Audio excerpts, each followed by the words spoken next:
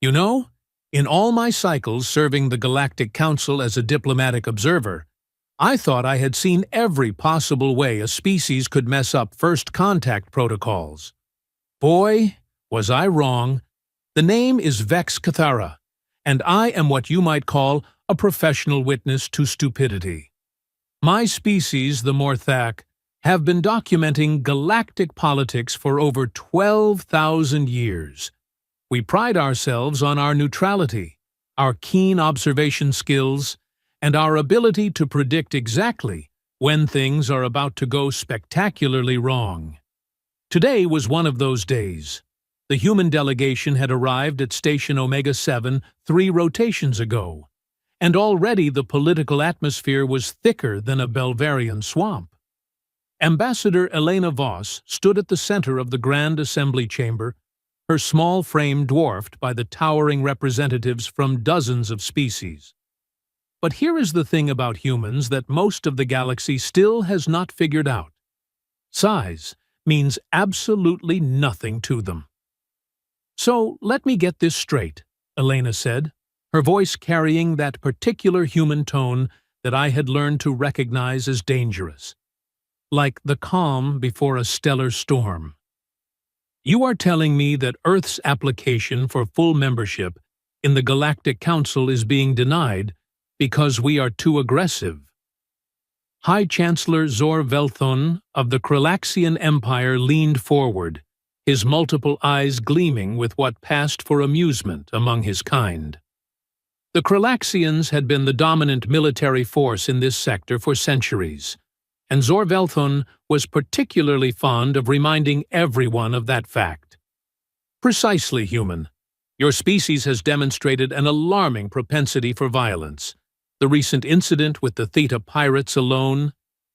You mean when we stopped them from enslaving an entire colony world?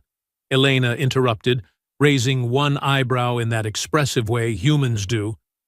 How terribly aggressive of us. I made a note in my datapad. Human Diplomat displays sarcasm level 7.3. Kralaxian appears oblivious. The tension in the room was palpable. Representatives from 47 species watched this exchange with varying degrees of interest, concern, and in some cases, barely concealed glee.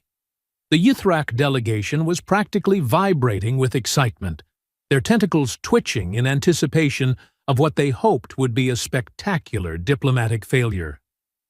Furthermore, Zor Velthon continued, apparently missing the warning signs that were obvious to anyone with half a brain, your species lacks the proper respect for established hierarchies. You seem to believe that all sapient beings are somehow equal. Elena blinked slowly.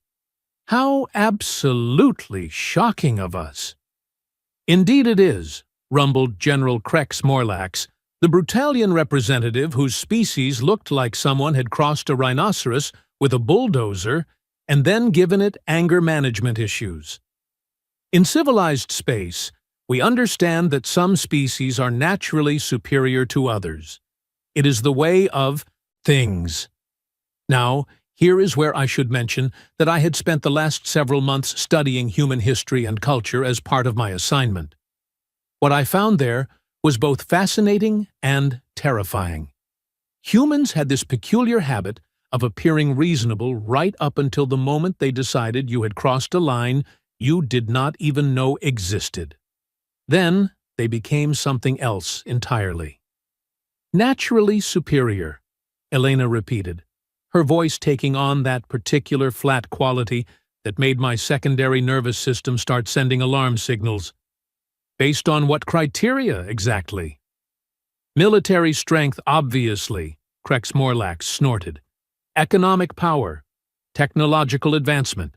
The Brutalian Empire has conquered 47 worlds. The Kralaxians, 62. What has humanity accomplished? You barely control your own solar system. Elena smiled. It was not a pleasant expression. Well, that is certainly one way to measure success. High Chancellor Zor Velthon seemed to interpret this as submission. Fatal mistake. I am pleased you understand, human. Perhaps there is hope for your species yet. However, your application is still denied. The Council cannot risk admitting such an unstable element. Unstable element, Elena mused. Interesting choice of words. Tell me, High Chancellor, what do you know about human history? Enough, Zorvelthon waved a dismissive appendage. Primitive tribalism, constant warfare, technological development through conflict. Hardly impressive by galactic standards. I watched Elena's face carefully. There was something happening behind her eyes, a kind of calculation that reminded me of the predators from my homeworld just before they struck. You know what I find fascinating? Almost every species in this chamber has made the same assumption about humanity. Which is, asked Advisor Tim Kelpis of the Ethereal Consortium, her melodious voice carrying what she probably thought was condescension, but came across more like the last words of someone about to stick their hand in a fire. That we are weak, because we have not conquered anyone. The chamber fell silent. Even the Ythrak stopped their excited twitching. Elena continued, her voice conversational, almost friendly. See, here is the thing. Everyone keeps talking about the 47 worlds the Brutalians conquered, or the 62 under Kralaxian control. Impressive numbers, certainly. But has anyone actually looked at how many worlds humanity could have conquered? Could have. Zorvelthon laughed, a sound like grinding metal. Human, your species has barely achieved faster than light travel. Your ships are decades behind current technology. Your military is laughably small by galactic standards. Our military, Elena said, and now there was definitely something predatory in her smile, is exactly as large as we need it to be. General Krex Morlax snorted again. What could you possibly need to defend? One world? Your pathetic outer colonies? Oh, we are not defending anything, General. The temperature in the room seemed to drop several degrees. I found myself leaning forward, my data stylus forgotten. I beg your pardon? Tim Kelpis's voice had lost its musical quality. We are not a defensive species, Elena explained patiently, like she was talking to a particularly slow child. That is your first mistake. Humans do not build armies to defend. We build armies to win. Win what, exactly? Zorvelthon demanded. Elena looked around the chamber, making eye contact with representatives from dozens of species. Whatever war we decide to fight. The silence stretched uncomfortably. I could hear the soft humming of the station's life support systems, the quiet whisper of recycled air. Somewhere in the distance, a maintenance drone beeped softly. Are you threatening the Galactic Council? Krex Morlax's voice was dangerously low. Elena laughed, a genuinely amused sound that somehow made everything worse. General, if I were threatening you, you would know it. No, I am simply trying to help you understand something that your intelligence services seem to have missed. Which is, humanity is not asking to join the Galactic Council because we need your protection or your approval. We are asking because we thought it might be more pleasant to be neighbors instead of conquerors. The word hung in the air like a toxic cloud. Conquerors. Advisor Prex Salanthi of the Maritime Alliance finally spoke, her voice carefully controlled. Ambassador Voss, surely you cannot be serious. Humanity lacks the military capacity for significant galactic expansion. Do we? Elena tilted her head slightly. Tell me, Advisor, how many ships do you think Earth has? According to our intelligence reports, approximately 2,000 vessels of various classes. Interesting. And how many of those are military vessels? Perhaps 300. Elena nodded thoughtfully. And where did your intelligence services get these numbers? From standard observation protocols, long-range scanning, trade route monitoring. Ah, Elena's smile widened. So you counted the ships you could see. I felt a chill run down my spinal ridges. Oh no. What are you implying? Zor-Velthon demanded. I am implying that your intelligence services are not very good at their jobs, Elena replied cheerfully. Would you like to know how many ships humanity actually has? Enlighten us, Krex Morlax growled. Elena reached into her diplomatic pouch and withdrew a small data crystal. She placed it on the central podium and activated the holographic projector. Numbers began scrolling across the display. Lots of numbers. Very large numbers. The chamber erupted in shocked exclamations, gasps, and what I was fairly certain were several different species equivalents of profanity. Impossible, breathed Tim Kelpis. 57,000 vessels, Elena read from the display. 14,000 of which are frontline, military ships. The rest are support vessels, cargo haulers, and what we call conversion-capable civilian craft. That means we can turn them into weapons platforms in about 6 hours, if we need to. Zor-Velthon's multiple eyes were bulging. These numbers, they cannot be accurate. Oh, they are very accurate. In fact, they are slightly outdated. We commissioned another 800 ships last month. Where are they? Krex Morlax roared. Our sensors would have detected fleets of that magnitude. Elena looked genuinely puzzled. Detected them where?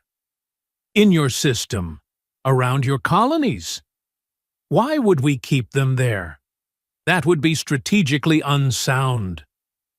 The realization hit me like a meteor impact. I started typing frantically in my datapad, cross-referencing shipping manifests, unexplored system surveys, asteroid mining reports. They are not in human space at all, I said aloud, my voice barely above a whisper. Every eye in the chamber turned to me. Elena nodded approvingly.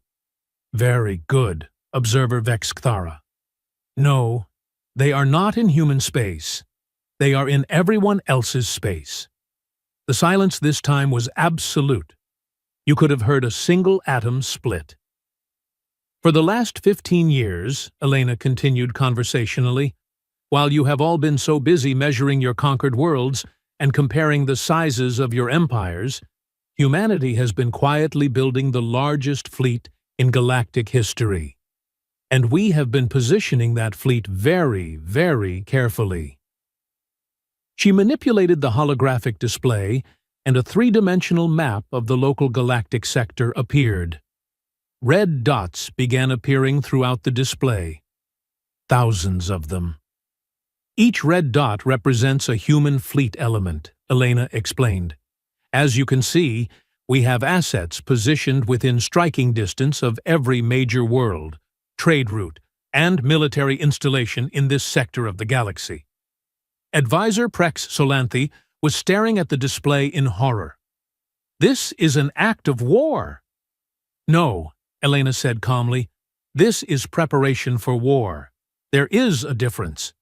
You have been planning to invade us all along, Zor-Velthon accused. Elena sighed, the sound of someone dealing with particularly difficult children. High Chancellor, if we were planning to invade you, you would already be invaded. No, this is what humans call a deterrent. Insurance policy. A polite way of saying, please do not make us do something we will all regret. But why? Tim Kelpis whispered. Why build such a massive force, if not for conquest? Because, Elena said, her voice taking on a harder edge, we learned something from studying galactic history. We learned that in this part of the universe, peaceful species get enslaved, exploited, or exterminated. We decided that was not going to happen to us. So you built an invasion fleet instead, Krexmorlax snarled. We built a guarantee, Elena corrected. A promise that humanity would never be weak enough to be victimized. And here is the beautiful part. It worked perfectly. For 15 years, we have maintained peace through strength. No one has attacked Earth. No one has threatened our colonies. No one has tried to enslave our people. The system worked exactly as intended. Until now, I found myself saying. Elena turned to me with that predatory smile again. Very perceptive observer. Yes, until now. The implications hit the chamber like a shockwave.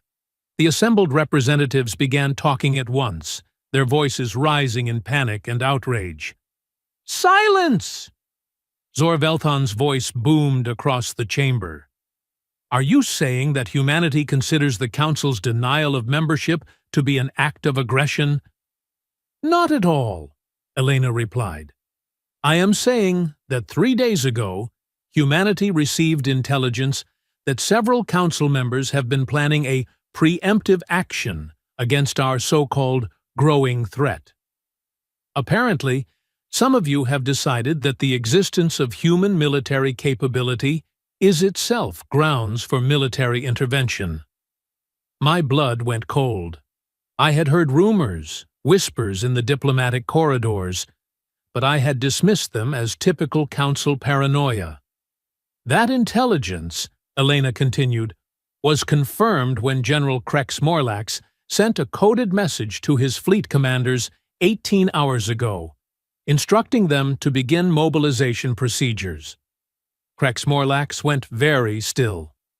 How do you know about that transmission? Elena's smile was absolutely arctic now. General, we have been monitoring all military communications in this sector for over a decade. Did you really think we would build the largest fleet in galactic history, and then just hope no one would notice? The chamber exploded into shouting again. Accusations flew between species. Old alliances and rivalries surfaced as representatives began pointing fingers at each other. Elena waited for the noise to die down before continuing.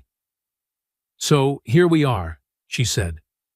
Humanity applied for Council membership in good faith, hoping to resolve our differences through diplomacy. Instead, we have been branded as too aggressive by species that have conquered dozens of worlds, and now we discover that some of you are planning military action against us. What do you intend to do about it? Zorvelthon asked, his voice barely controlled. Elena looked around the chamber one more time, her gaze lingering on each delegation. Well, High Chancellor, that depends entirely on you. Meaning? Meaning that as of 6 hours ago, the human government declared what we call a active defense posture. Our fleets have been given authorization to engage any military vessel that approaches within 10 light-years of human space or shows hostile intent toward human interests. You cannot be serious, breathed Advisor Prex Solanthe. Deadly serious, Elena confirmed. Furthermore, any species that participates in hostile action against humanity will find their trade routes disrupted, their military installations targeted, and their homeworlds. Well, let us just say they will discover exactly how creative humans can be when we set our minds to it. The chamber had gone completely silent again.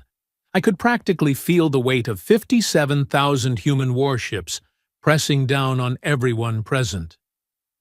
This is madness, Tim Kelpis whispered. You would start a galactic war over membership in the Council? Elena shook her head sadly. Advisor, you still do not understand. We are not starting anything, but if you insist on finishing what you have already started. She shrugged eloquently. Well, humans have never been ones to back down from a fight. General Krexmorlax stood slowly, his massive frame towering over the human ambassador.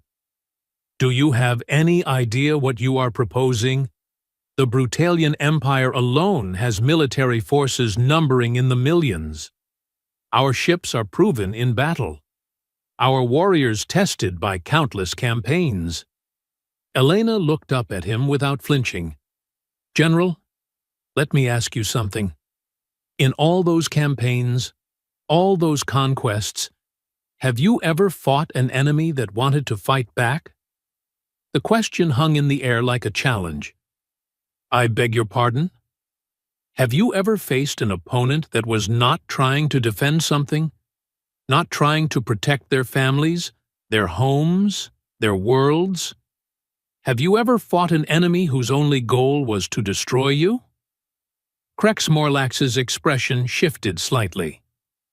What are you saying?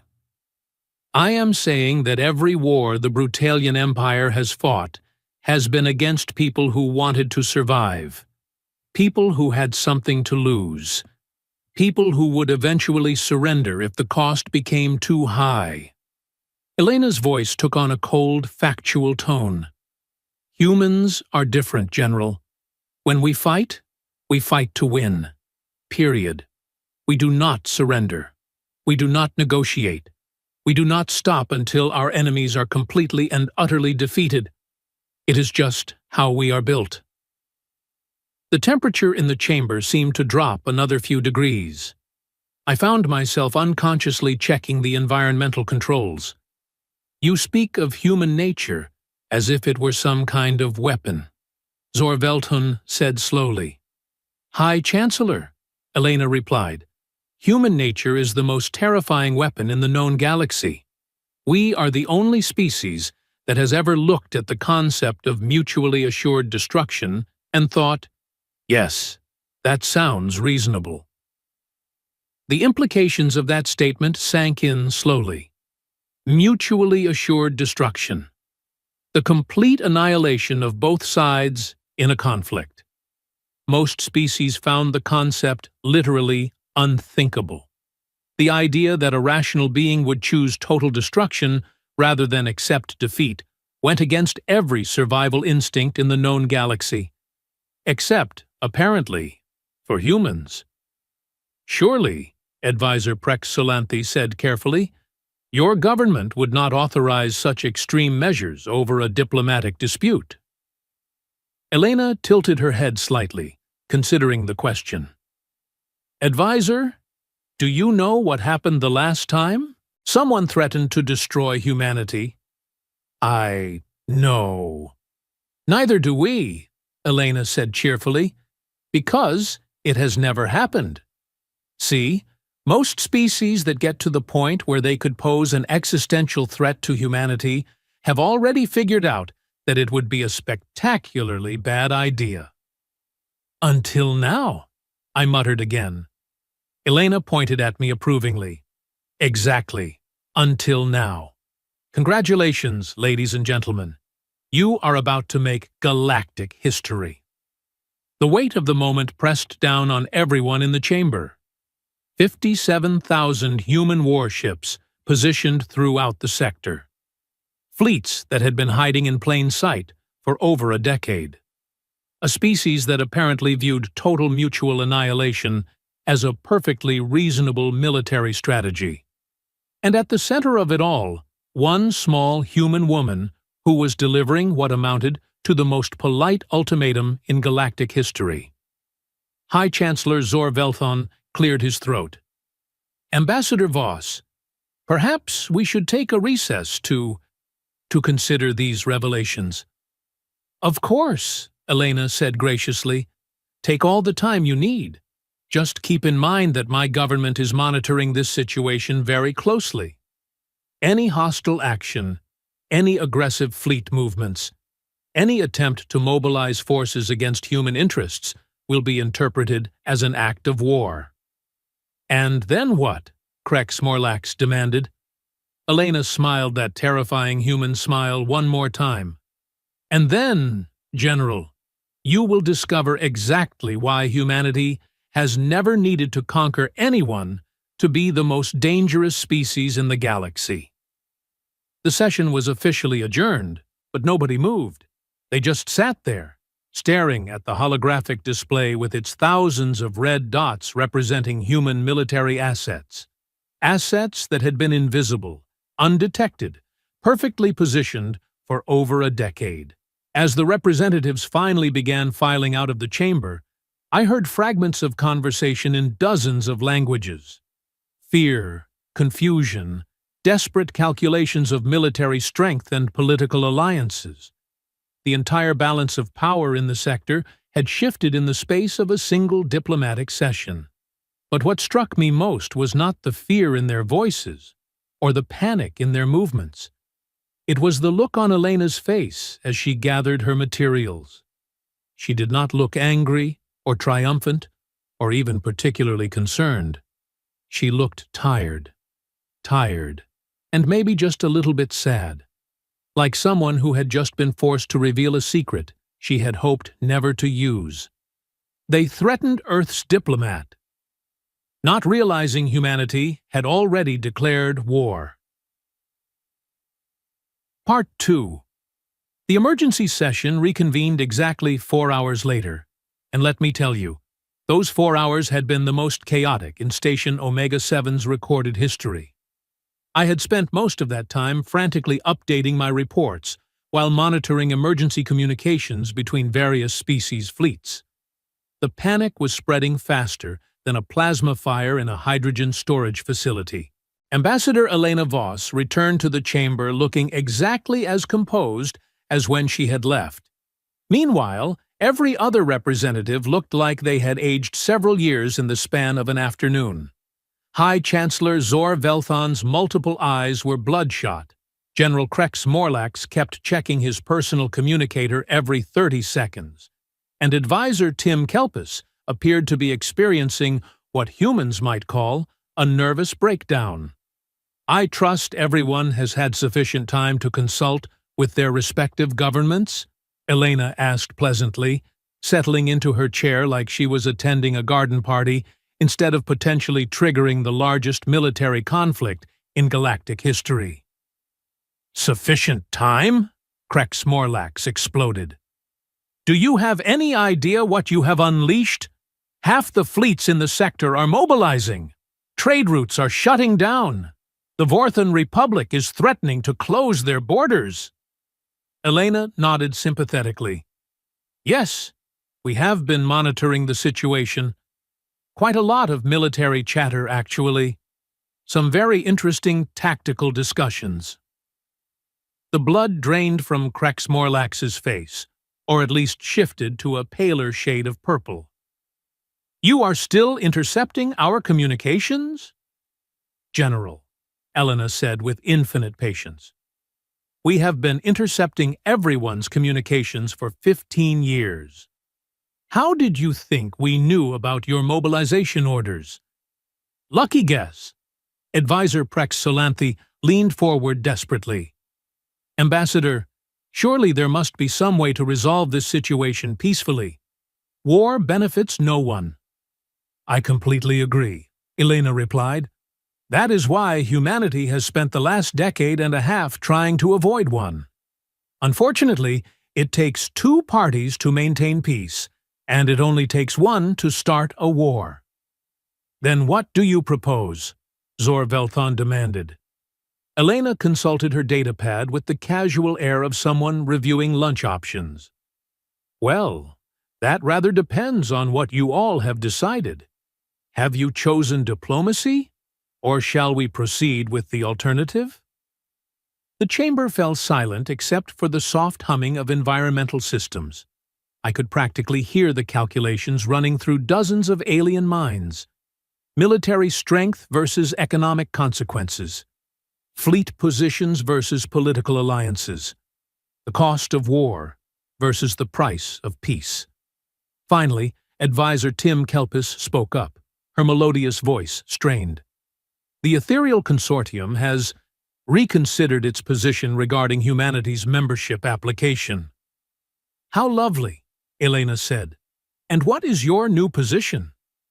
We believe that humanity would make a valuable addition to the Galactic Council. Elena made a note on her datapad. Excellent. Anyone else? One by one, the representatives began speaking up. The Maritime Alliance, the Crystalline Federation, the Merchant Guilds, even the notoriously stubborn Asteroid Miners Union. Each announced their support for human membership with varying degrees of enthusiasm and barely concealed terror. But 3 delegations remained conspicuously silent. Elena waited patiently until it became clear no one else was going to speak. Then she looked directly at High Chancellor Zor Velthon. High Chancellor? The Kralaxian Empire has been unusually quiet. Zor Velthon's multiple eyes darted around the chamber before settling on Elena. The Kralaxian Empire requires certain assurances. What kind of assurances? That humanity will not use its military capabilities to interfere with established territorial boundaries? Elena tilted her head thoughtfully. You mean the territories you conquered through military force? Legally recognized territorial claims, Zor Velthon corrected stiffly. Ah! Elena made another note. And these assurances would be binding how, exactly? Through formal treaty obligations, naturally. Elena nodded slowly. I see. So you want humanity to promise not to use military force to change existing territorial boundaries, while you reserve the right to continue expanding through conquest. Do I have that correct? When she put it like that, it sounded exactly as ridiculous as it was. Zor Velthon's expression shifted uncomfortably. The Kralaxian Empire has legitimate security concerns. Oh, I am sure you do, Elena agreed. Just like the legitimate security concerns of all those species you conquered over the centuries. Tell me, High Chancellor, do you remember the Altarian Collective? Every being in the chamber went very still. The Altarian Collective had been a peaceful trading federation that controlled several key hyperspace routes. Past tense being the operative phrase. The Altarians were absorbed into the Kralaxian Empire through legal diplomatic processes, Zor Velthon said carefully. Diplomatic processes, Elena repeated.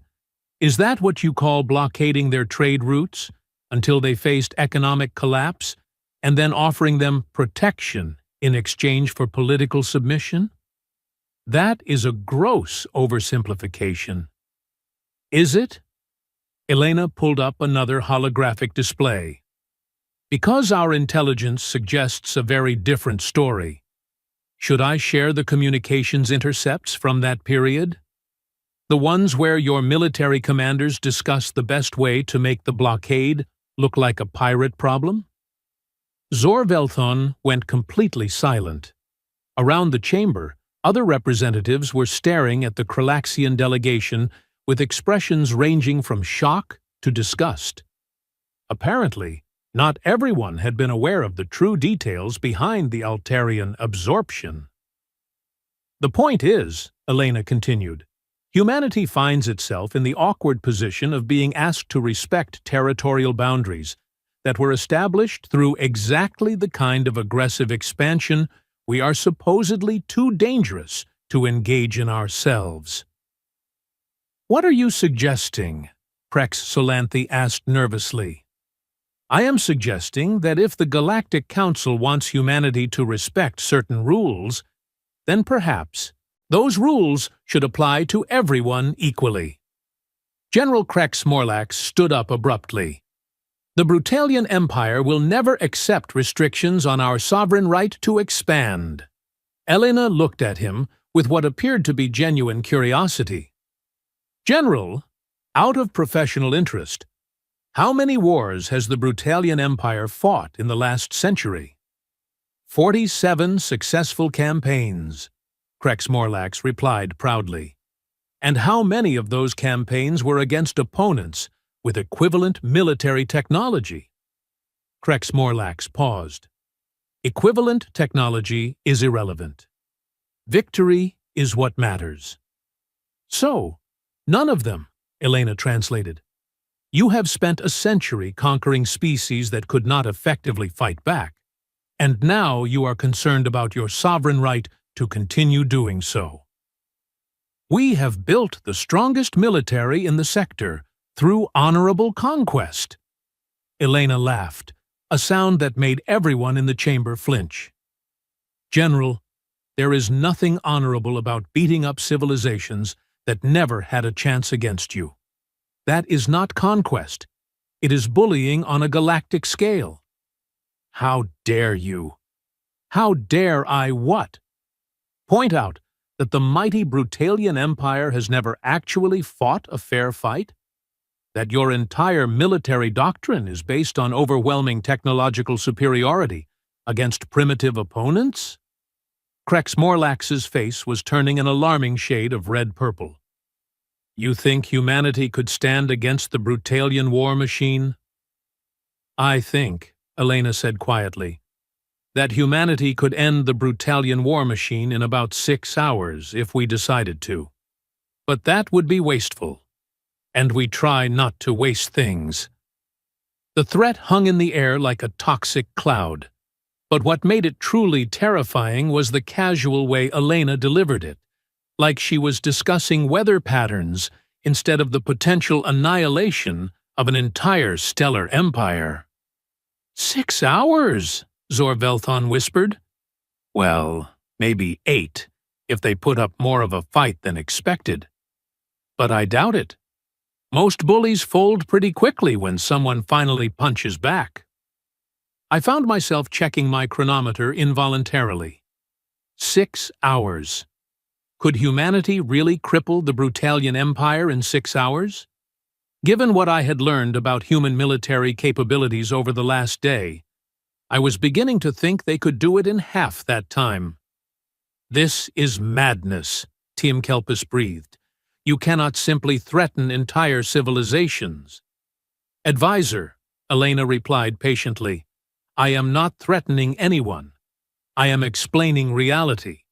The reality is that humanity has the military capacity to defeat any single species in this sector, probably any combination of 2 or 3 species, and possibly everyone in this room working together if we really put our minds to it.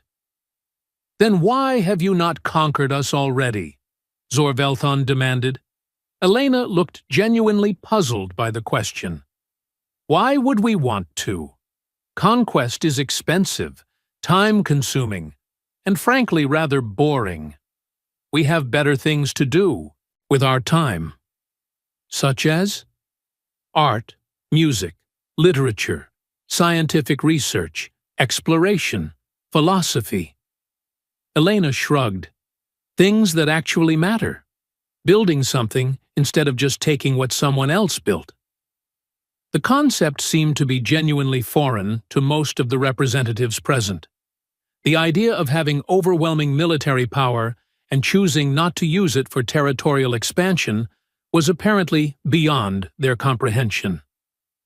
But if you do not conquer, how do you grow stronger? Krex Morlax asked, sounding honestly confused. We learn things, Elena said simply. We discover new technologies, new ideas, new ways of thinking. We trade with other species. We collaborate on scientific projects. We explore unknown regions of space.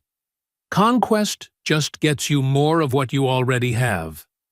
Learning gets you things you never imagined possible. And when someone threatens what you have built, Zorvelthon pressed. Elena's expression hardened slightly. Then we remind them why that was a mistake. Through military action. Through whatever action is necessary, Elena corrected. Military force is a tool, High Chancellor. Like any tool, it should be used appropriately and sparingly. But when someone decides to threaten everything you have worked to build, everything you care about. She paused. Well, then appropriate use might involve turning their entire civilization into a cautionary tale for future generations. The silence stretched uncomfortably. I could see representatives doing mental calculations, trying to figure out whether their species fell into the future cautionary tale category.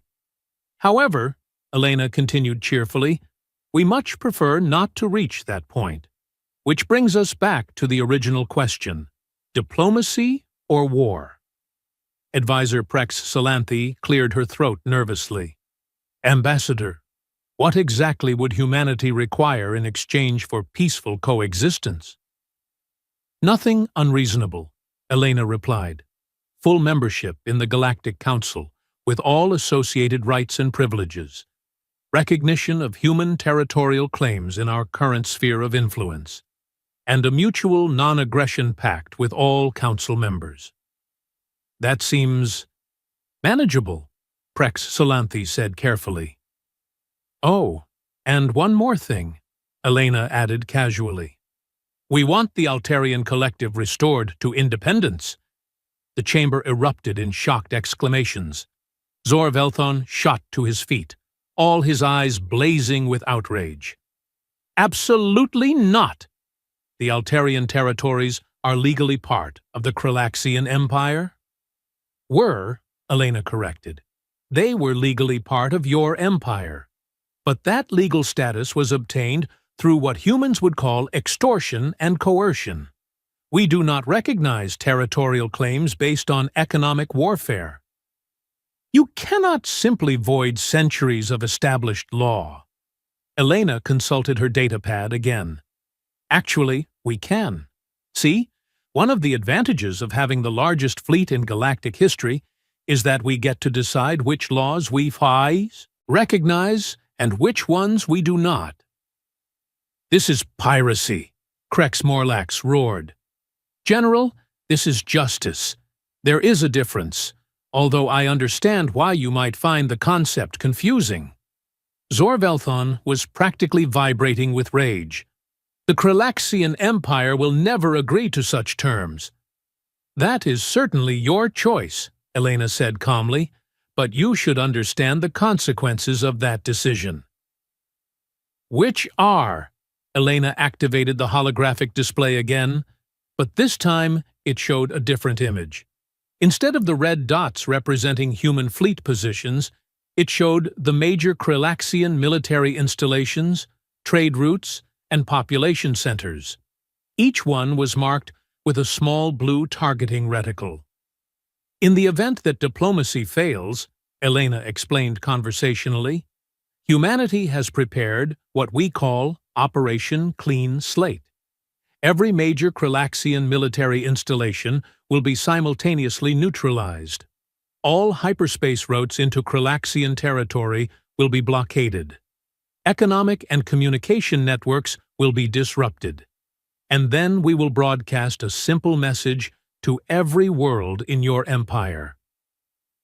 What message? Zor-Velthon whispered. That the Kralaxian government no longer exists, that all territorial claims are void, and that any world that wishes to declare independence has humanity's full support in doing so. The implications hit like a shockwave. Not conquest, but dissolution. Not absorption, but liberation. The Kralaxian Empire would not be defeated in battle. It would simply cease to exist as its member worlds chose freedom over imperial control. You would destroy everything we have built, Zor-Velthon said numbly. High Chancellor, we would set free everything you have stolen, Elena replied. There is a difference. Around the chamber, I could see other representatives making their own calculations. If humanity was willing to dismantle the Kralaxian Empire to restore the Altarian Collective, what would they do to species that had committed similar acts of legal conquest? The same principle applies to everyone, Elena said, as if reading their thoughts. Any territorial claims obtained through economic coercion, military intimidation, or outright conquest after, let us say, after first contact with humanity, will not be recognized. Affected populations will be given the option of independence or voluntary association. That would destabilize half the galaxy, Tim Kelpis protested. "Advisor, half the galaxy is already destabilized. It has been held together by force and fear for centuries. We are simply offering an alternative. Voluntary cooperation instead of imposed dominance." "And if species refuse to cooperate?" Prex Solanthi asked. Elena shrugged. "Then they become irrelevant. We trade with species that want to trade. We collaborate with species that want to collaborate. We protect species that need protection. And we ignore species that prefer isolation." "And those that choose aggression?" Elena's smile returned, sharp and cold. "Those become object lessons for the others." The chamber fell silent again. The choice was becoming clear. Accept humanity's terms and join a new galactic order based on voluntary cooperation. Or reject those terms and face the consequences of opposing the most powerful military force in known space. One by one, the delegations began signaling their acceptance. The Maritime Alliance, the Ethereal Consortium, the Merchant Guilds. Even some of the smaller empires that had been built on conquest seemed to recognize the writing on the wall.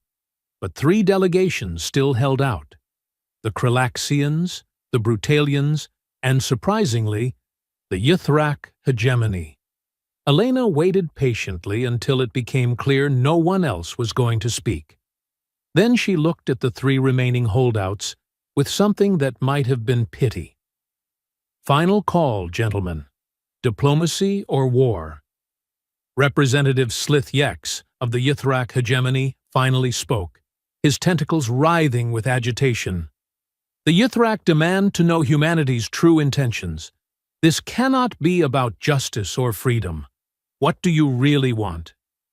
Elena considered the question seriously. "You know what, Representative? That is actually a fair question. What humanity really wants is very simple." She stood up and walked to the center of the chamber, looking around at all the assembled delegates.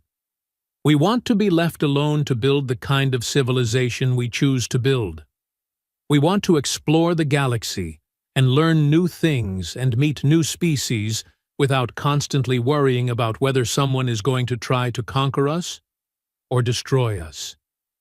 We want our children to inherit a universe where intelligence and creativity matter more than military strength and territorial control." She paused, her expression growing more serious. "But mostly, we want to never again have to explain to a room full of alleged adults why bullying weaker species is wrong. We want to live in a galaxy where that fact is so obvious, so universally accepted, that conversations like this one never need to happen." Elena looked directly at each of the holdout delegates in turn. "So, that is our offer. Join us in building something better than what currently exists, or continue as you are and accept the consequences of that choice. But understand that those consequences will be permanent. This is not a negotiation that can be revisited later. This is not a diplomatic process that can be drawn out over years or decades. This is a one-time offer with a very short expiration date." "How short?" Krex Morlax demanded. Elena checked her chronometer. "About 30 minutes ago." The temperature in the chamber plummeted. Around the room, representatives were frantically checking their own communication devices, trying to contact their fleets, their governments, their military commanders. "You see," Elena continued conversationally, "while we have been having this lovely discussion, human fleets have been moving into final positions. Operation Clean Slate is now fully operational and awaiting final authorization from Earth Command." "You planned this," Zorvelthon breathed. "This entire diplomatic session was a charade." "Not a charade," Elena corrected. "A courtesy. We could have simply acted without explanation. But we thought it would be more civilized to explain our reasoning first. Call it professional courtesy among diplomats. How long do we have? Slithyex asked quietly. Elena consulted her datapad one more time. Earth Command is expecting my final report in approximately 6 minutes. At that point, they will either receive confirmation that a diplomatic solution has been reached, or they will receive authorization to proceed with military operations. The panic was immediate and absolute. Representatives were shouting into communicators, trying desperately to contact their governments and military commanders. But of course, their communications were being intercepted and monitored by human intelligence services. Earth Command would know about any hostile fleet movements before the orders were even transmitted. "This is blackmail," Krex Morlax snarled. "General, this is consequences," Elena replied calmly. "For decades, you and your allies have used the threat of military force to intimidate weaker species into submission. Now, someone stronger than you is explaining the new rules. If you find the experience unpleasant, perhaps you should consider how your previous victims felt." 4 minutes. High Chancellor Zorvelthon looked around the chamber desperately, seeking support from the other delegates. But the species that had already accepted humanity's terms were watching the holdouts, with expressions that ranged from nervous anticipation to barely concealed schadenfreude. 3 minutes. "The Kralaxian Empire," Zorvelthon began, then stopped. His shoulders sagged in defeat. "The Kralaxian Empire accepts humanity's terms." Elena made a note on her datapad. "Excellent. General Krex Morlax?" The Brutalian general's face had gone through several color changes before settling on a sickly yellow-green. "The Brutalian Empire. We require time to consult with our leadership." "General, you have 2 minutes to make a decision that will determine whether your empire continues to exist. I suggest you decide quickly." 1 minute. "Fine," Krex Morlax roared. "The Brutalian Empire accepts your terms." Elena smiled brightly. "Wonderful. Representative Slithyex?"